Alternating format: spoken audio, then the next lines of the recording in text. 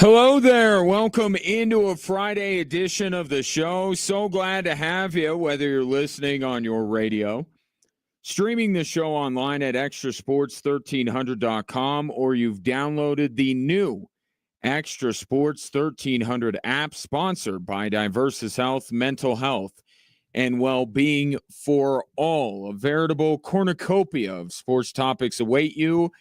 But we're going to have to do it in half the time today because at 4:30, the Denver Nuggets are back in action against the Detroit Pistons, to be followed by Avs and Wild. That game has some significance as far as the standings go. Talk about that in a little bit. So before we get off and running, 719-247-1313 is the number if you'd like to call or text in your thoughts, including your thoughts on what we saw last night with the Denver Nuggets.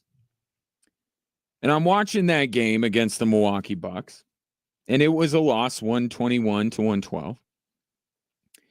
And I just keep thinking to myself, it really shouldn't be this difficult. But the Nuggets make it incredibly difficult. Here they are, with the best player on planet Earth, a 3-time MVP that is putting together one of the most impressive statistical campaigns we have ever seen in the history of organized basketball, whose best part of his game is his ability to make other people better. He's the most selfless superstar in NBA history. And yet, it has to be like this. And yet, the Nuggets can somehow squander a game in which Nikola Jokic scores 32 points, grabs 14 rebounds, and dishes out 10 assists. How can this be? And I have come to a realization when it comes to the Denver Nuggets. Nikola Jokic is the basketball version of Daniel Day-Lewis. And the Denver Nuggets are every Daniel Day-Lewis movie. If you have watched Daniel Day-Lewis movies, you will know that this is a fact that cannot be debated. That without Daniel Day-Lewis, these movies would be absolute garbage. Here's a perfect example and a more modern example. It's not the most modern example, but like Gangs of New York is like, if I had to narrow it down to one movie, Gangs of New York is this year's version of the Denver Nuggets, because Gangs of New York had all the pieces of what you thought would be a great movie, right? Leo was in it. That was prior to when Leo really hit his stride with Catch Me If You Can, Aviator, Departed, all those, when he really went on a heater. But he had done Titanic in the past. So he was in it. Cameron Diaz was in it. It was directed by Martin Scorsese. And it had Daniel Day-Lewis, and you're going, this is going to be an awesome movie. Look at all these big names. This should be a great movie. It wasn't.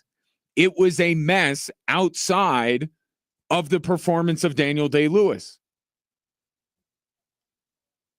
So Michael Porter is Cameron Diaz, and Jamal Murray is Leonardo DiCaprio. Like, none of those other elements worked. Leo wasn't good in that movie. Cameron Diaz wasn't good in that movie. It wasn't an especially good movie. But Daniel Day-Lewis was so fantastic. Not only did it elevate it to what you would say was a good movie, it was an enjoyable experience watching Gangs of New York. But the only thing that worked was Daniel Day-Lewis. And it gets nominated for an Oscar. And look at all his other movies. Do you think that you would like There Will Be Blood if Daniel Day-Lewis wasn't in it? That movie's incredibly depressing.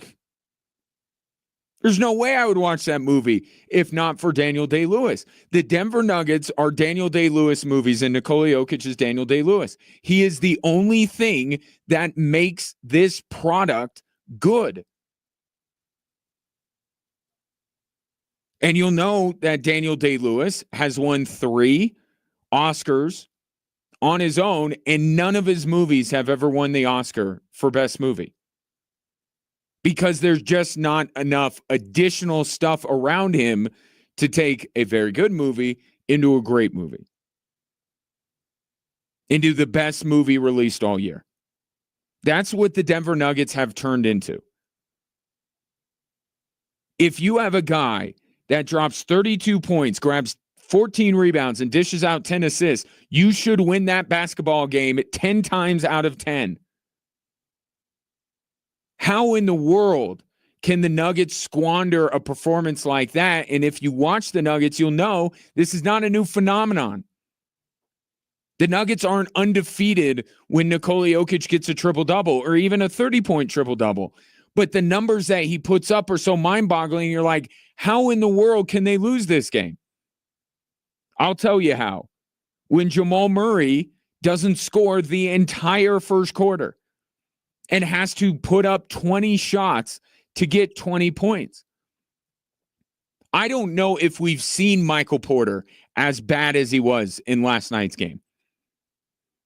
Aaron Gordon, not much better. What was he? 4 of 13 from the field, 1 of 6 from deep.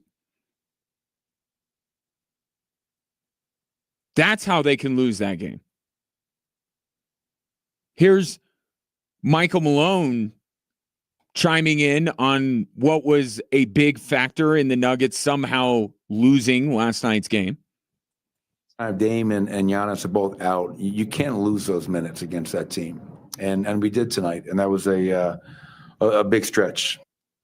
Think about the non-Jokic minutes and what that means to the Denver Nuggets. When Nikola Jokic sits on the bench, you are gripping your couch cushions for dear life, just hoping that enough time can elapse without the other team inevitably taking the lead before Nikola Jokic is rested and ready to get back in the game. That's the extreme example. But anytime the star player or players in this case goes off the floor, there is no reason why you can't win. And it's not like the Denver Nuggets matched up the Giannis and the non-Giannis and non-Dame minutes with non-Jokic minutes.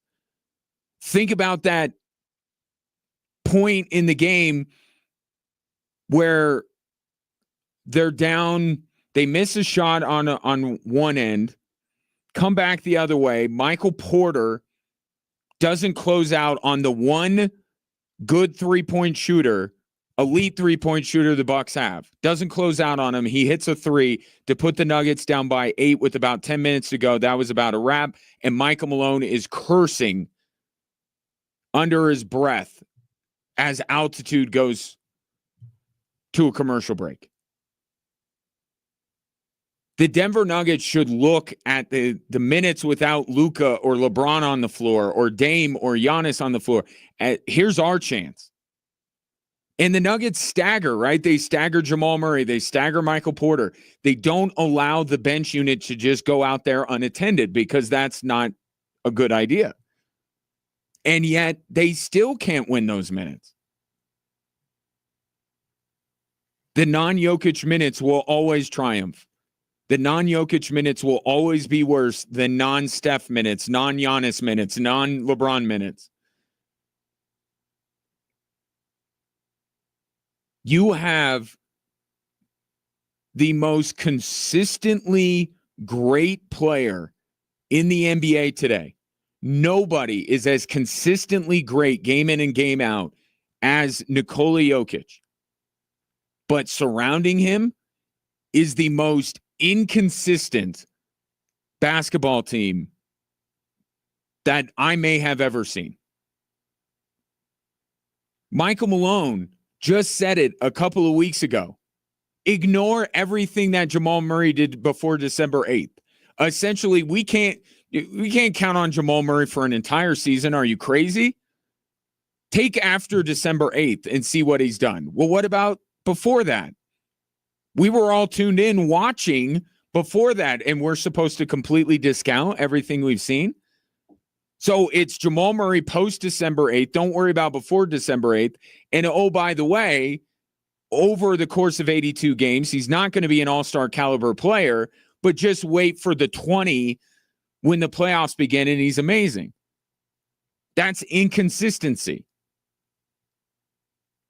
Right? If you had to choose one or the other, you'd certainly choose playoff Jamal over Jamal Murray being, James Harden. But it still shows a lack of consistency. Michael Porter comes and goes. Last night, he was completely out of the building. I don't know where he was last night. But you have everything that Nikola Jokic is should lead to not just the Denver Nuggets being one of the best teams in the NBA. They should be lapping the field. This guy does what he did last night almost every single night. He has more triple doubles than the entire league. Every night he impacts the game in a variety of ways. To a great extent, too. It's not 10, 10, and 10 every night. It's 34, 15, and 12. And yet he can't get anybody else. One other guy on the floor last night of the main guys, right? I'm not talking about, Julian Strawther coming off the bench, although he wasn't good last night. And he was the one that actually, he put up a terrible, excuse me, he put up a terrible shot with the Nuggets down by 5. Milwaukee gets the rebound, goes back the other way. That's when Porter didn't close out on the three-point shooter, this guy I never heard of. And he knocks down the 3. Nuggets are down by 8, and that's basically all she wrote. But I'm talking about Murray, Porter, Gordon. And Gordon even gets a slight pass because the things that he is best at, the things the Nuggets should be relying on him for on a night-to-night basis, it's not scoring, it's rebounding and defense. Okay, so if you're turning to Aaron Gordon and you're saying, help us, Aaron Gordon, your only hope offensively outside Nikola Jokic, that's a losing proposition. I'm talking about Murray and Porter. Get one of those other guys last night to have some semblance of his game going, and the Nuggets blow out Milwaukee last night.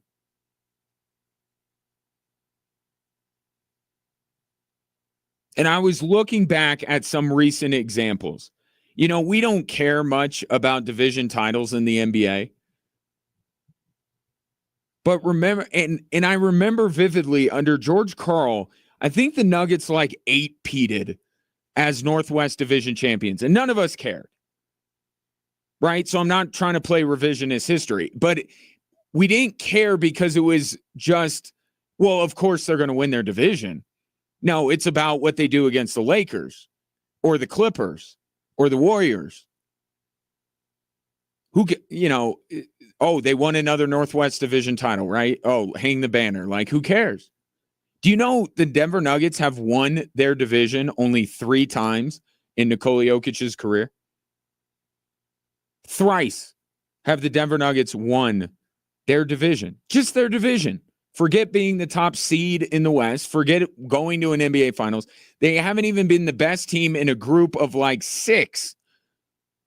7 out of the 10 years Nikola Jokic, including this year, by the way.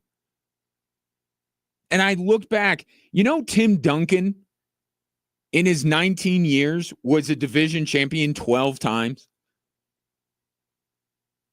63% of the time, Tim Duncan Spurs won their division. The very least that you can expect from an elite team. At the very least, you got to win your division. Kobe won it 8 of 20 seasons, a pace that Nikola Jokic is far behind. Steph, just barely above Nikola Jokic, but still above him 31% of the time the Golden State Warriors have won their division. What's my point is this. The Spurs have had basically 2 different teams in the time that Tim Duncan was there. They had a team, they won. Key pieces of that team went away. They brought in new pieces, and they won again, enough to win the division 12 of 19 years, to say nothing of the finals appearances and championships they won. Kobe Bryant had Kobe Shaq and then had Kobe Gasol. The Lakers were able to have basically 2 different teams during Kobe's career and win divisions and win championships. Steph has basically played with 3 iterations of the Golden State Warriors. When they were coming up, before they got Kevin Durant, when they got Kevin Durant, and after they lost to Kevin Durant. They have won in all of those eras. It shouldn't be this difficult to be able to create an elite top of the league basketball team with Nikola Jokic. That is what I am getting at. It shouldn't be this difficult. There are numerous examples of other franchises that have built up and torn down and built back up again their organization and had more success than the Denver Nuggets have. But games like last night show you that, in fact, it is this difficult. It is this difficult for the Denver Nuggets, because despite Nikola Jokic going 32, 14, and 10, they can't get one other player, not one, of significance to step up and stand beside him, because that's all it would have took, and the Nuggets would have won back-to-back games and looking for a 3-game winning streak tonight against Detroit.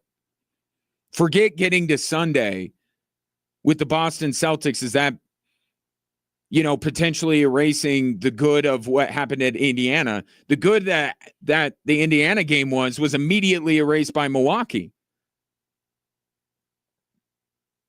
It shouldn't be this difficult. But that's what the Nuggets are. They're my left foot. There will be blood. They are gangs of New York. You extricate Daniel Day-Lewis from these movies, they are not good movies. You extricate Nikola Jokic from the Denver Nuggets, and I shudder to even think who the Denver Nuggets are. And yes, this means he should win the MVP. I'm sorry, Shea. You are cursed with better talent. You are cursed with more consistent outputs from your supporting cast than Nikola Jokic is. It's unbelievable how it could feel this way watching the Denver Nuggets while they have the best player walking planet Earth that is putting up 32, 14, and 10 every single night, it seems like. And yet this team is battling just to be the 2nd seed in the West, let alone at the top of the conference. 719-24-7, 13-13. Just getting going. But also, we're kind of in the thick of it here, because at 4:30, the Nuggets are going to look to bounce back. And they probably will. But again, inconsistency. They probably will beat Detroit because they're 10-1 on the second night of a back-to-back, which should tell you that they're one of the elite teams in the NBA. Yet there's evidence to the contrary. And last night was some of that evidence. Anyway, 719-24-7, 13-13. Coming up next, if you thought maybe Shedeur Sanders would be a little bit tamer with the rhetoric now that he's going into the NFL, oh, you were wrong. You'll hear from the former CU quarterback next on Extra Sports 1300.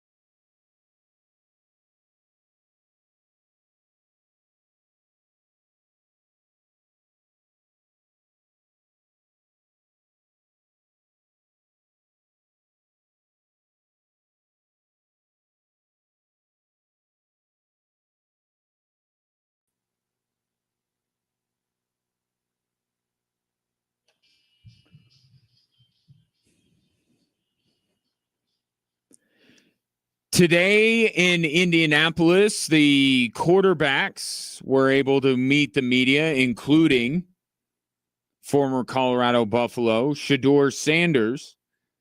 And just in case you think that maybe he might tone down the rhetoric and be a little less boisterous, given that he is now going to the NFL, nope. He's still the same Shedeur he ever was. If you ain't trying to change the franchise or the culture, don't get me. So you should know history repeats itself over and over and over. And I've done it over and over and over. So it should be no question why NFL franchise should pick me. He is correct. When you look at his collegiate career, there is no doubt that Shedeur Sanders changed the culture and the fortunes of both Jackson State and Colorado. He took two programs that were largely irrelevant and made them headline news, even when he was at Jackson State, and then they get onto a bigger stage in Boulder. But look at the success or lack thereof of these two programs before Shedeur and his dad, because to this point, they've been a package deal. Shedeur's 100% right. And that mentality that he has, that will absolutely rub some people the wrong way and already has. It's actually part of the reason why he's been able to do it. If you were a quarterback that got sacked as much as Shedeur Sanders, do you think you would survive if you didn't think that when you got back up that you were still the baddest man on the planet? The beating that he took at Colorado for just a couple of years, more mentally fragile quarterbacks, it would have ruined them. But every time Shedeur Sanders got hit, no matter how hard he got hit, no matter how big of a loss it was, he came back, dusted himself off, and said, I'm going to make the greatest play of the game right now. And that kind of mentality permeated throughout that Colorado team. In addition, by the way, to his talent, right? It's not just his mentality, but it's his ability to back up the mentality that he has. So he absolutely is a culture changer. Here's the one caveat in what makes his transition to the next level so fascinating. Outside of the CU-USC game, not this year, but the year before, obviously, I think there was only once in Shedeur Sanders' entire career that he stepped onto the field and he wasn't the best quarterback on the field. I think it only happened that once.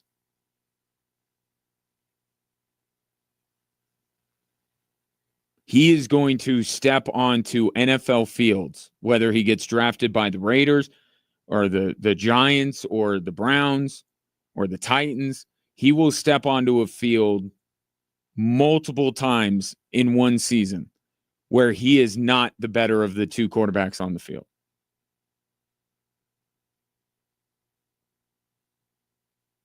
And he will be stepping onto a team that, as weird as this is to say, given the dearth of talent that was in Boulder when the Sanders family arrived, but you saw it, right? Shedeur's brilliance, even Shedeur and Travis Hunter's brilliance, wasn't enough to even be competitive in the Pac-12.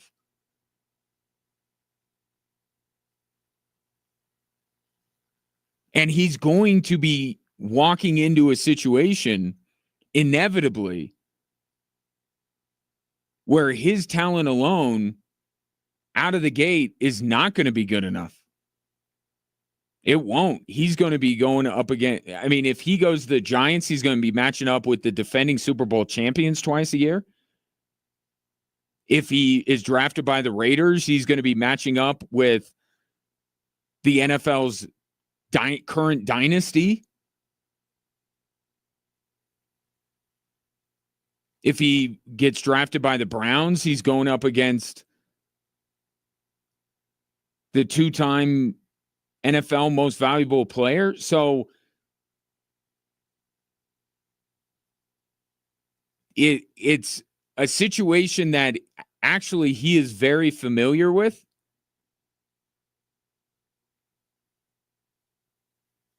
And I don't think it's, we talk so much about these quarterbacks and these other ancillary reasons why they fail.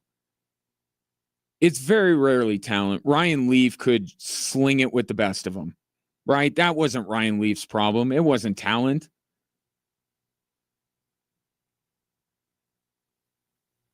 It was the ability to get hit and get back up again and still believe that you're the baddest man on the planet. So I get it. I get why people who are not a fan of Shedeur, that clip would just grate on their nerves. And there will be people that will say Shedeur's a little bit too full of himself, and they will expect for quarterbacks to come in more humble with their head down, and I'm just here to get by, and I'm just going to do what normal rookies do. I'll carry your pads, and I'll be quiet. Like, that's not Shedeur Sanders. But it's actually part of the reason why I think he has a chance to succeed.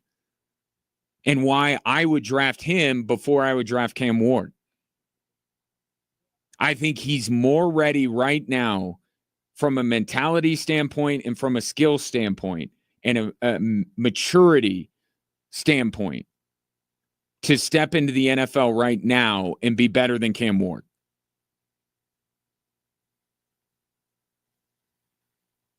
But it will be fascinating to watch if Shedeur Sanders doesn't even get what he got at CU that first year, right? The non-conference, like there was that.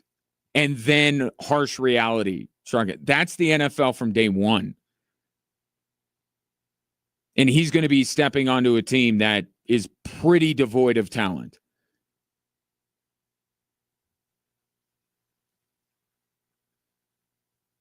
Be interested to see how he responds to that. But every game I listened to Shedeur talk, he did not throw his teammates under the bus. He took full responsibility, and he did not waver in his confidence in himself or his football team. So he may not be the type of leader that some NFL teams would like to have, because he'll come in and he'll demand the spotlight right away. But I think he's the type of leader that a lot of teams could use. I would liken it to the reasons why the Browns drafted Baker Mayfield. The Browns drafted Baker Mayfield number one, not because he was the most talented quarterback in that draft. Now, he was talented, and you have to have a mix of the two, but they drafted Baker Mayfield because they felt like he was a player that could bear the burden of one of the worst franchises in professional sports and be able to shoulder it and still be able to lead them. And guess what? He did. He did. He led them right into the belly of the beast in Pittsburgh and won in the playoffs. Now, ultimately, we know how that story ended up in Cleveland. But that's why they drafted him. I think it's a plus that Shedeur Sanders has unwavering confidence. Because like his dad, if you're willing to push past some of that, if you're willing to push past the bravado, you'll actually find that Shedeur is all the right stuff to be the face of the franchise. Talented, accountable, a leader, confident. And I think as much as I poked fun at Ian Rappaport's tweet, that sounded like it was just, Shador's representatives typed it into his phone for him and said, just go ahead and hit tweet. There is a ring of truth to what was tweeted out. I think Shador, maybe more than any other player at the top of this draft, really needs that FaceTime. Because I think there are a lot of NFL people who are turned off by that and think that he might be a distraction. And they need to sit down and listen to him and talk to him and realize that he's like his dad. High character, leadership, that's all there, and talent. So I do think it's important for Shador to sit down with these teams and have some face-to-face, and they can understand who he is as a person. Because who he is in that clip you just heard, or you've seen on the TV or with the watch and all that kind of stuff, that's not who he is at his core. That's additional. That's extra. I think Shador has the qualities necessary to turn around a franchise. Titans, Browns, Giants, Raiders, all mired in multiple losing seasons, all varying levels of messy. I think Shador Sanders could be exactly what those teams need. And the idea that Shador's falling down draft boards or people aren't buying into him, I don't get it. I really don't. If you want to draft Travis Hunter because he's two players in one, then I'm not going to blame you. Or if you draft Abdul Carter, like those are supremely talented, maybe more talented player than Shador. But if you got your heart set on, we need a culture change. Abdul Carter, Travis Hunter aren't going to change your culture. Shador will. Because he did it twice. And the second time around, people didn't think he would be able to. And he did. And then you got to build around him. Right? That's your job. 719-247-1313. Coming up next, Switchbacks open the season 1 week from tomorrow. And one of the new faces that will be out there against El Paso is Akeem Ward. I had a chance to meet Akeem, and you will meet him coming up next here on Extra Sports 1300.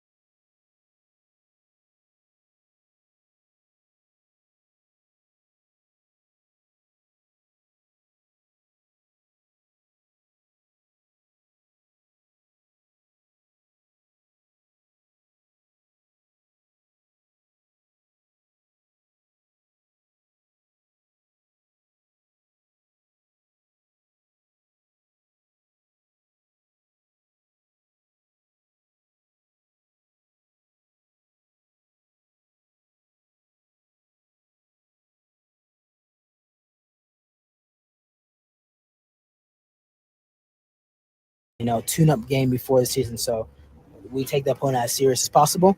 Don't care who it is. Respectfully, it could be U10 team. We just have to take this as serious as possible because next week is the real deal. And so that's what we'll be doing tomorrow. Keem, great to meet you. Welcome to Colorado Springs. Looking forward to covering you this year. Thank you. Appreciate it.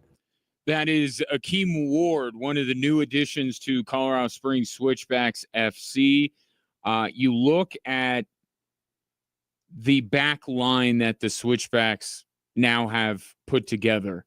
There was some thought that Akeem Ward was going to replace Matt Real, who was on loan to the Switchbacks last year, but they announced a few days after they brought in Akeem that Matt's going to be back.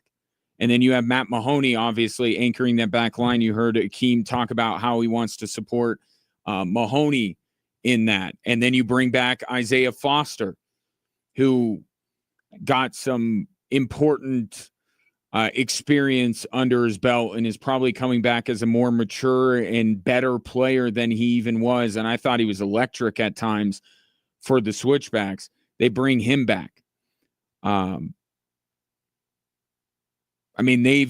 One thing that's both Stephen Hogan, the technical director, and James Chambers, the head coach, have stressed to me time and time again, and I was talking to Chambo about this today, it's always competition.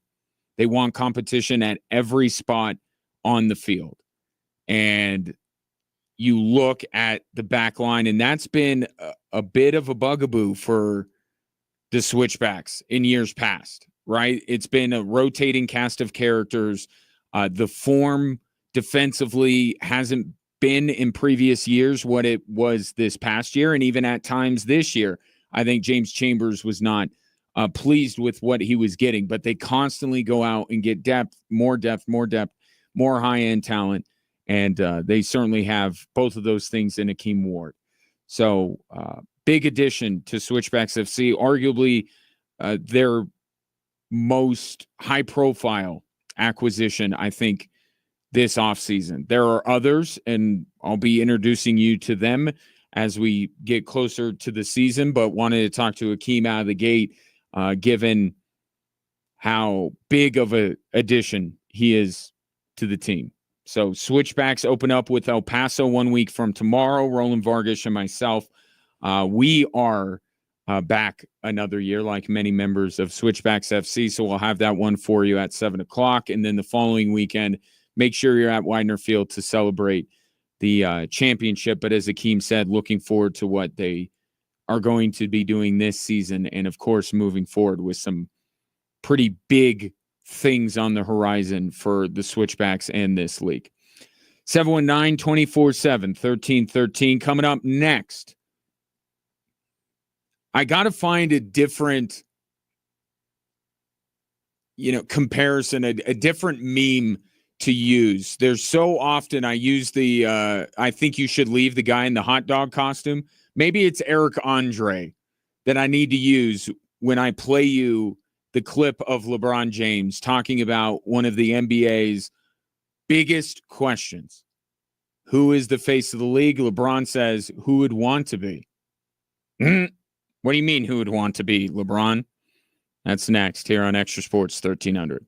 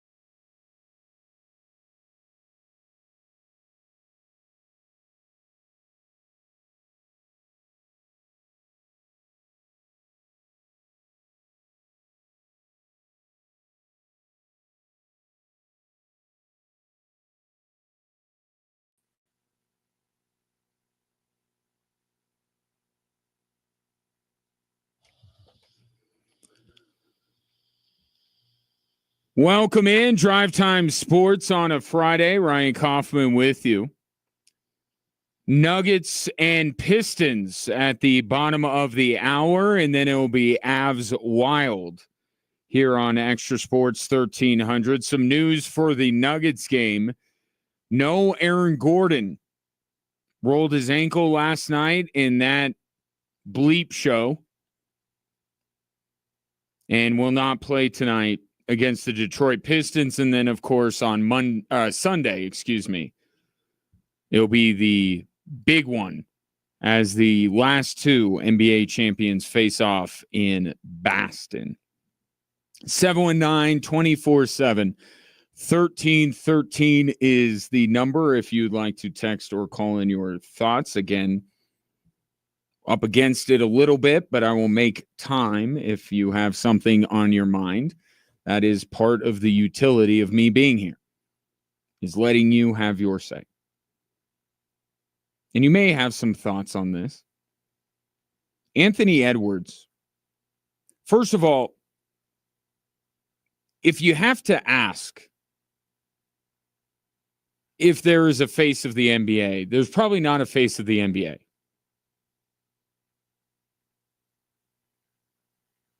Right? Probably not the case. Which is what's fueling this conversation. And I feel like this conversation has been going on for a couple years now. But Anthony Edwards recently said that he's not interested in being the face of the league, which is quite on brand because he, I think, kind of fashions himself as a bit of a rebel. Right? Doesn't want to conform. And being the face of the league, there's some of that goes into it, right? You got to be a little bit more corporate when you're the face of the league. So the previous face of the league, LeBron James, was asked last night about Anthony Edwards' comments and about the face of the league in general. Take a listen. Why do you want to be the face of the league when all the people that that cover our game and talk about our game on a day-to-day basis shit on everybody? Have that responsibility. It's just weird. It's weird energy. Okay. Why would you want to be the face of the league when everyone that covers the league bleeps all over you? Well, LeBron, he's not completely wrong in that. I mean, there's a little bit of intellectual dishonesty when he is somebody that has, for the vast majority of his career, angled himself, campaigned to be the face of the league. So this coming from him is a little bit rich. Because more than anybody else, he's wanted to be the face of the league.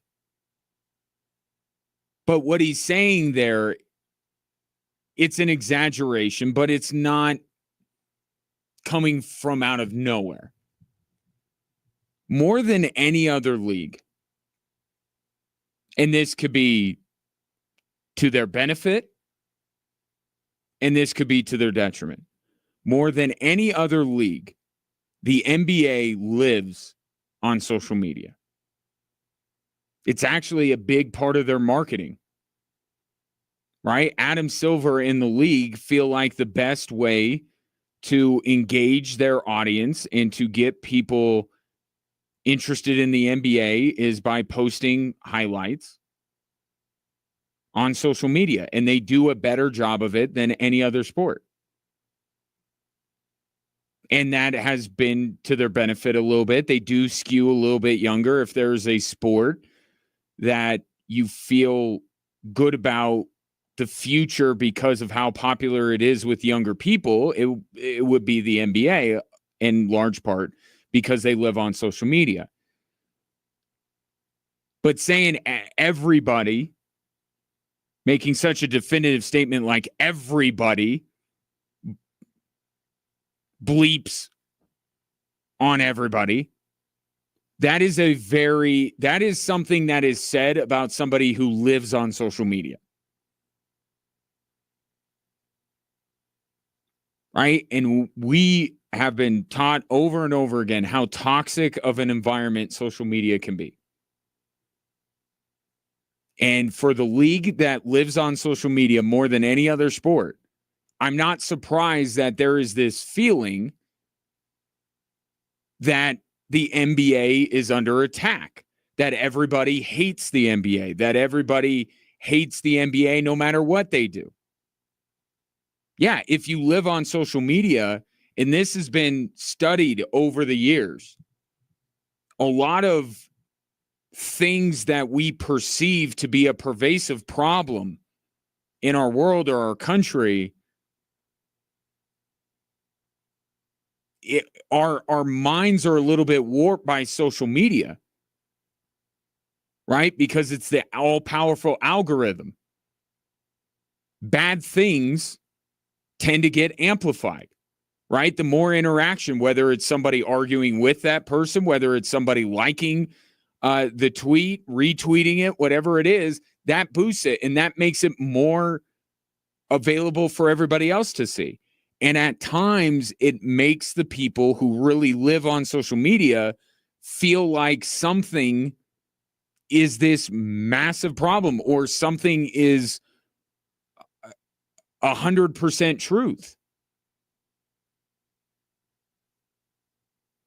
So you have one of the biggest social media trolls in any walk of life, which is Kevin Durant, feeding this monster. And then you wonder why it seems like everybody is just dumping on you.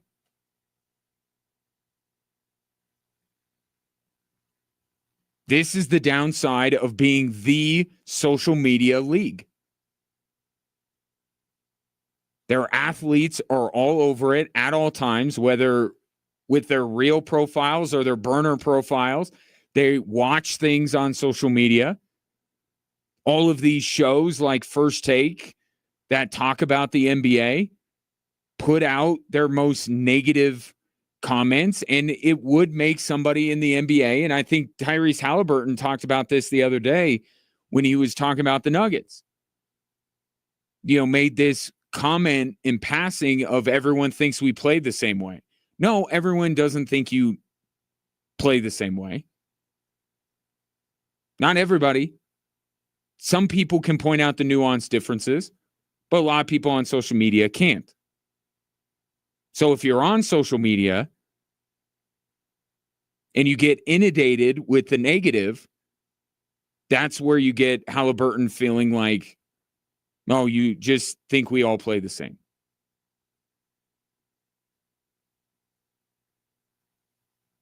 But there is also a ring of truth to it. It takes something that exists,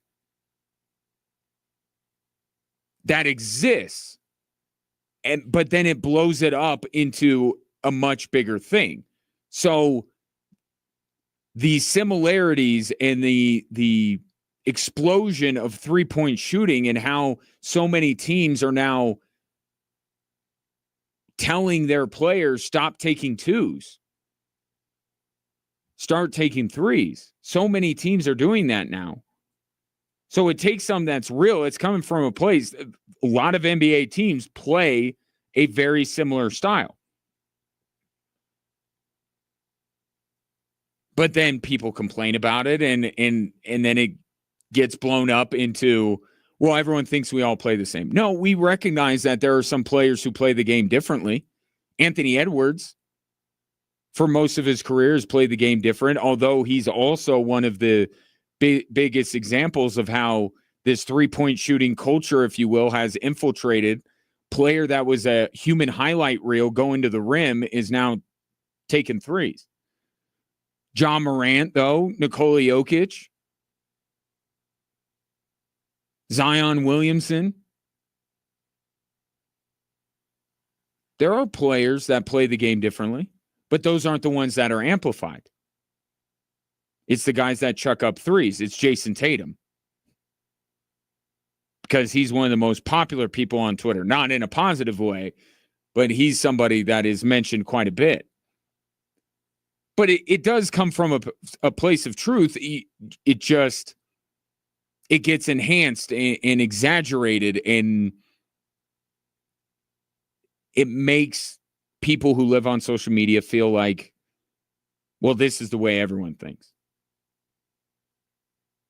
So I think that's the biggest issue here, is that when you build your business model around, we're going to be the most active on social media, our athletes are going to be all over social media more than any group of athletes in any other league. I mean, really think about it. The NFL is probably starting to rival the NBA.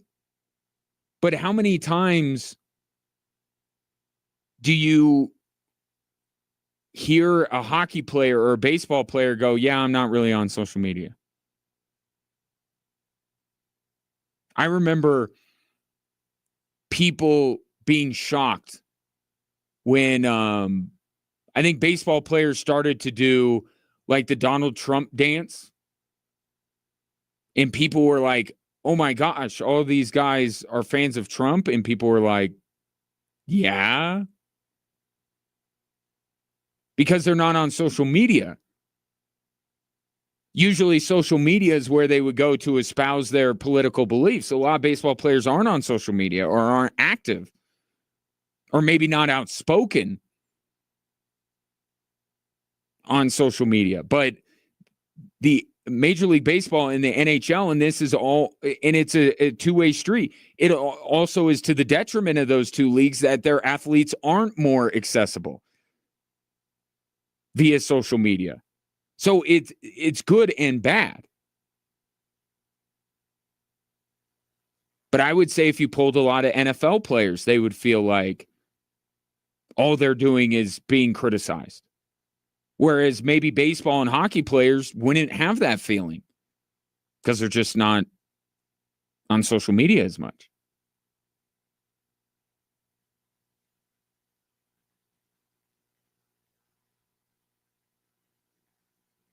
But the thing about this, nobody wanting to be the face of the league, the truth that lies somewhere inside social media, right? The thing that was kind of true that has been exaggerated and blown up is there's a lot of things, including that guy you heard from that is the previous face of the league, caused to lead to people's aggravation with the league. And then social media does what social media does. It was LeBron who took his talents to South Beach. It was the NBA who wanted to take the biggest stance in 2020 when it came to social justice.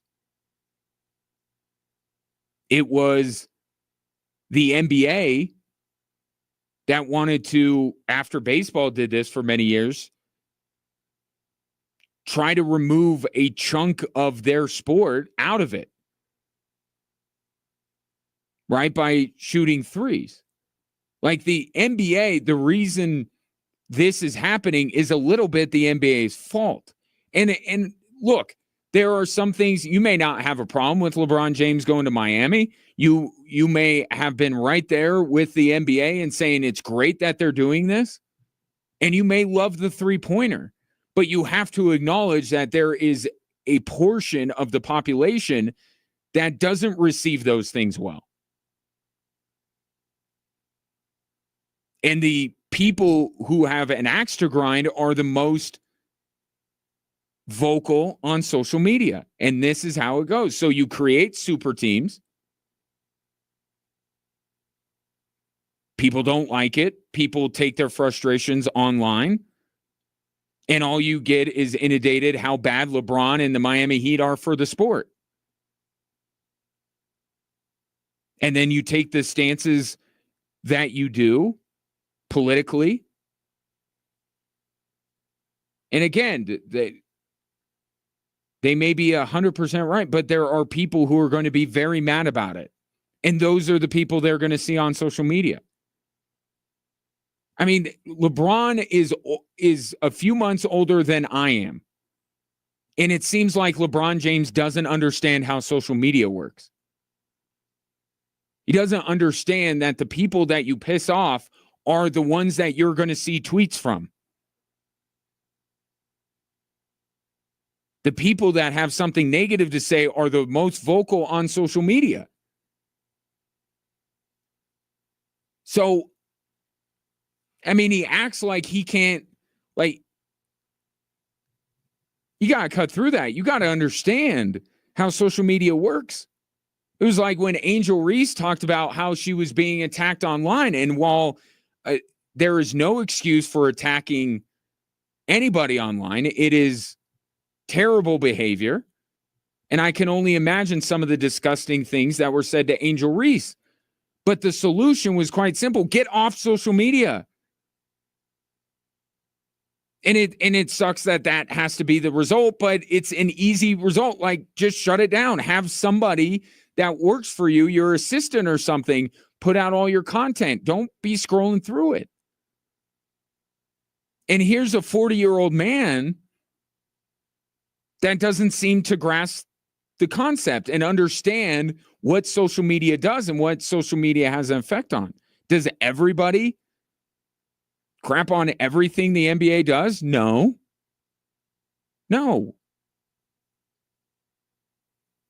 But there are some things that LeBron would have to, in a quiet moment, admit that if the shoe is on the other foot, if he was an NBA fan, you don't think LeBron James would be a little bit miffed as a high school or junior high kid if a super team was formed the way he formed the Miami Heat? If he was a fan of a team that wasn't becoming the super team, you don't think that you would be upset if your favorite players or your favorite team's players demanded trades and refused to play for your team? You don't think that would bother you as a fan? You don't understand why some of the things going on in the NBA right now, like a lack of effort in the NBA All-Star Game, would bother people? So there's two levels to this. There's the, hey, LeBron, you got to understand what social media is. And yeah, if you get on social media, it's going to seem like the world is a terrible place. But you also have to understand where the rage is coming from. And saying that again, back to I think you should leave guy in a hot dog costume. We're trying to find out who did this. You did this. You led the charge on so many of these things as the face of the league. The face of the league left his hometown to form a super team.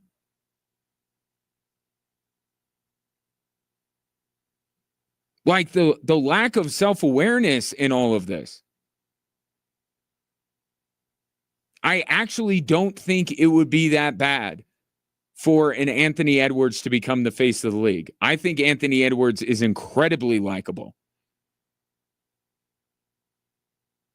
Maybe I'm not, I don't have access to Anthony Edwards' social media accounts. Maybe there's just people criticizing him all over the place. I just think Anthony Edwards doesn't like the idea of being too corporate. I think that's why he doesn't want to be the face of the league.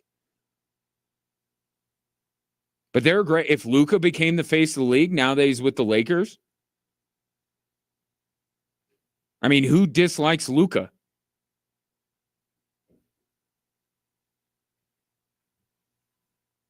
I get it. Maybe I'm being Pollyannish. When you're on top, everyone starts to hate on you. So even a Luka or a Nikola Jokic or an Anthony Edwards could be incredibly well likable now, but if they became the face of the league and we were inundated with content about those guys, maybe we would get upset and start hating on them, maybe. But get off social media. Stop looking at social media, because there are plenty of people in the real world that actually do really love a lot of the NBA and a lot of the NBA players and would celebrate. Like, those buildings are still full last time I checked, right? I think people want to hate watch so much that they're willing to pay $200 a ticket to come watch you play, LeBron.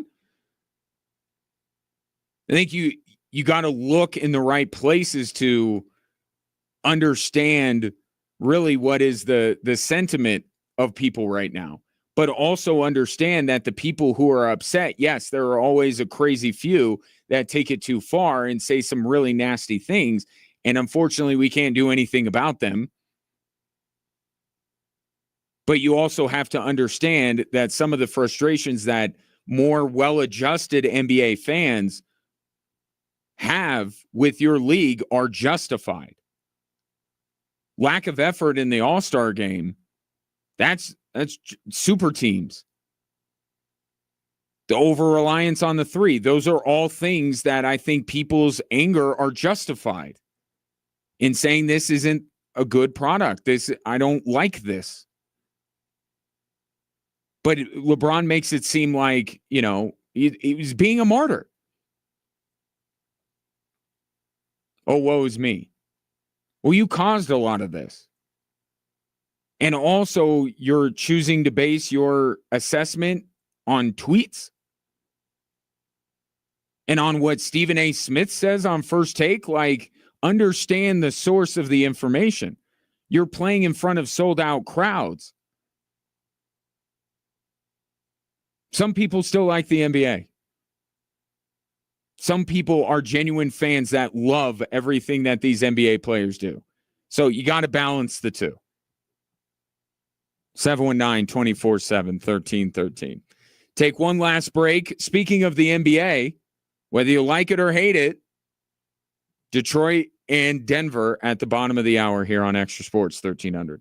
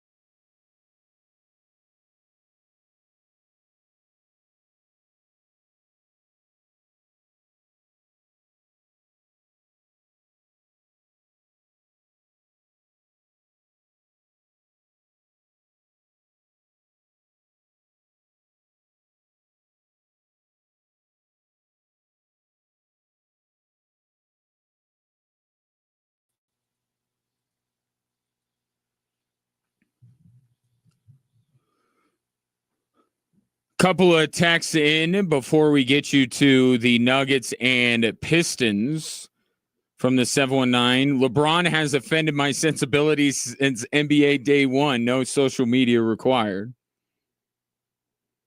And this from the 719. This is boring. I don't want to hear about this. Let's talk about the Avs and Nuggets. Aren't they playing tonight? Sorry, Ryan.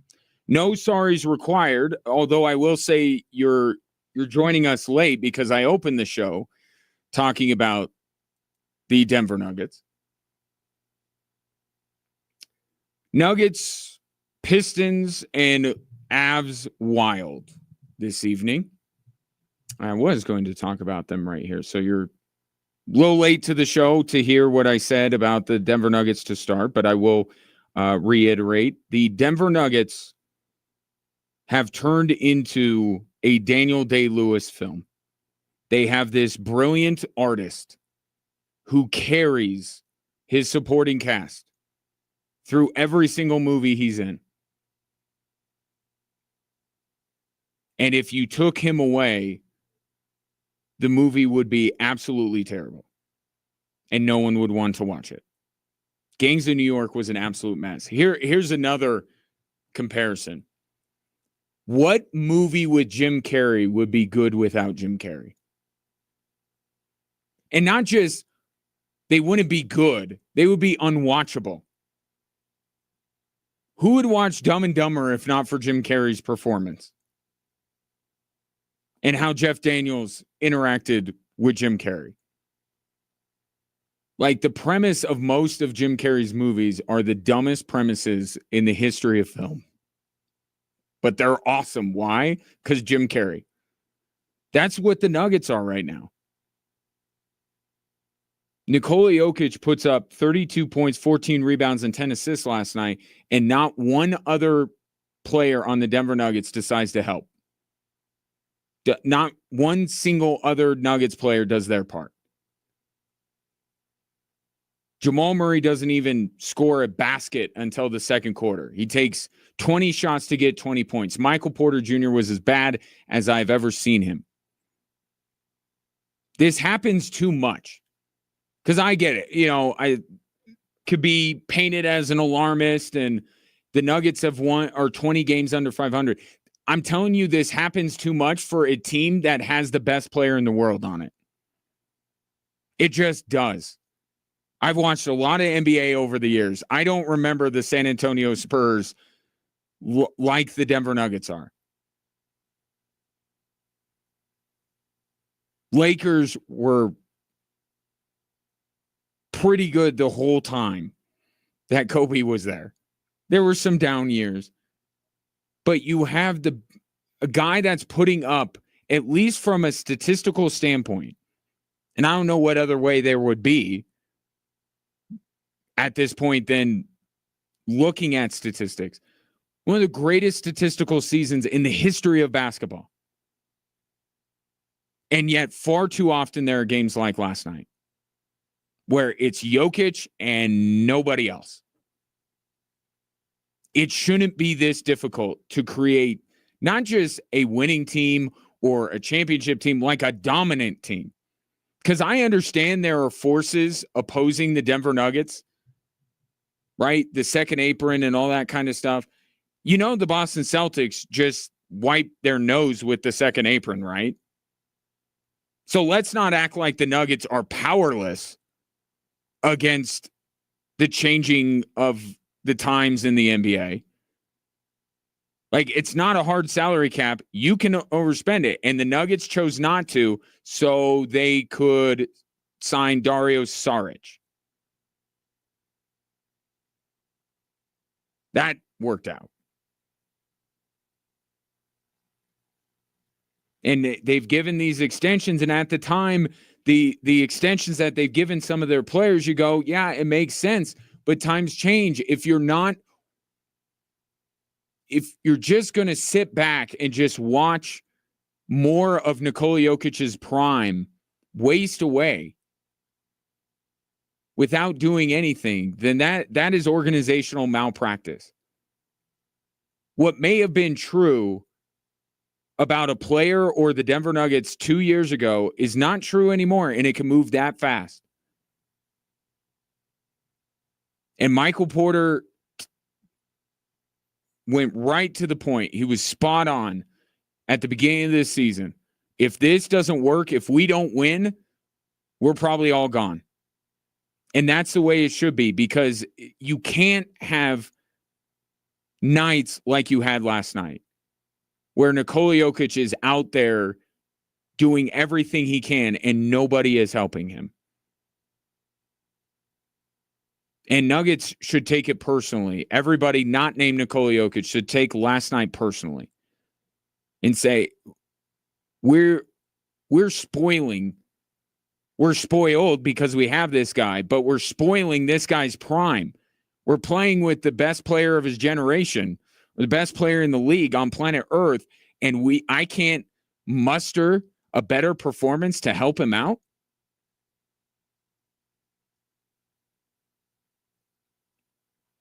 So that's the state of affairs with the Denver Nuggets. We'll see if they fare better against the Detroit Pistons tonight. And then later, the Avalanche take on the Minnesota Wild. You saw the immediate impact of Valeri Nichushkin. You saw the energy level go up.